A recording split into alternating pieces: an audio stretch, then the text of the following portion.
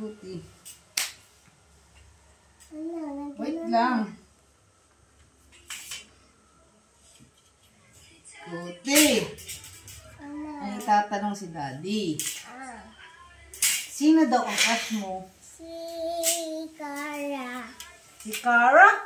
Opo. Ba't si Cara? Akala ko ang crush mo ay si Anika.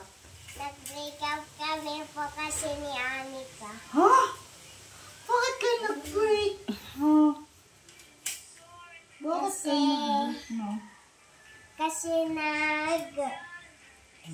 laging kasi po tinatawag ko skat po si Anika. Si Cara lang. Baka naman pinagpalit mo na si Anika kay ano. Na-display ko na po si Anika, si Cara. Na-replace mo na? Opo. Ay. Iba na yung crush ni Anika, si Liam na. Ay, si Liam na. Pinagpalit ka kay Liam? Ay! Diyos ko, puro day. Sino lang bago mo crush? Si Cara.